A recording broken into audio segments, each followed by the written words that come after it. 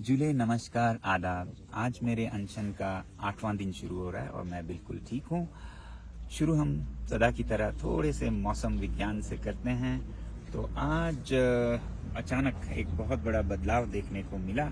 आपको याद होगा कि पिछले दिनों तापमान में कुछ उछाल आई, -3 तक पहुंच गया जब बर्फबारी होने लगी, बादल छाए हुए थे। और उससे पहले आपको याद होगा -16-17 तक पहुंच गया था गिर के। और आज अचानक फिर गिर के -10 तक तापमान पहुंच गया। ये गिलास का पानी बिल्कुल जम गया और इसका भी रहस्य आकाश में ही है। आज रात को आकाश बहुत साफ था और इसके वजह से, जैसा मैंने आपको बताया था, धरती से जो ऊर्जा की तरंगें निकलती हैं इंफ्रारेड में, जो कि हमारे आंखों को नहीं दिखता है, वो खुले आसमान में, साफ आसमान में ब्रह्मांड की तरफ चला जाता है और इस तरह से धरती अपनी ऊर्जा खोती है तो तापमान गिर जाता है। मगर डरने की बात नहीं है, ये ऊर्जा का खोना भी बहुत जरूरी है, क्योंकि जब हम इतना ज्यादा ऊर्जा सूरज से लेते हैं तो बाहर भी जाना जरूरी है, वरना धरती जल के राख हो जाए अगर ऊर्जा आती जाए और बाहर ना जाए।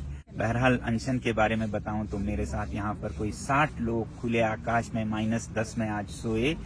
और यहीं पे नहीं, भारत चीन के सीमा पर भी गांव के लोग अनशन कर रहे हैं और वो भी खुले आसमान में सो रहे हैं, ये मांग और आवाज उठाने के लिए कि लद्दाख को 6वें शेड्यूल में संरक्षित किया जाए और लोकतंत्र दिया जाए। फोबरंग गांव में, जो कि सीमा पर है, वहां के चरवाहे तो अपनी चरागों की तरफ, जहां वो खुलेआम जाया करते थे, वहां जाके अनशन पर बैठने के लिए बिस्तर उठाकर जाने लगे। मगर उनके अपने चरागों पे, जहां वो पहले खुलेआम घूमा करते थे बिना किसी रोक टोक के, कल उन्हें सुरक्षा बलों ने रोक दिया जाने से, और वो भी तकरीबन 15 किलोमीटर पहले ही, और उन्हें अपना अनशन बीच रास्ते में ही करना पड़ा। आप ही अनुमान लगाइए इसका क्या मतलब निकलता है।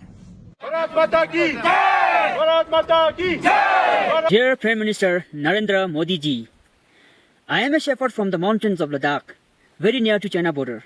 Right now, I'm just 10 kilometers away from the actual border. We the Ladakhis are very much proud to say that we are with our armies, with ups and downs. When the difficult situation comes, we stand together.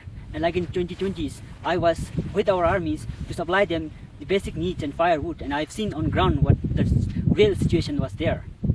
And being a shepherds, we reach to these mountains every single days, for which we are so proud of, that we are protecting these mountains from Chinese. And today, we the Ladakhis are not demanding something that is not in the Indian constitution, but we are requesting to fulfill what your government have promised with us.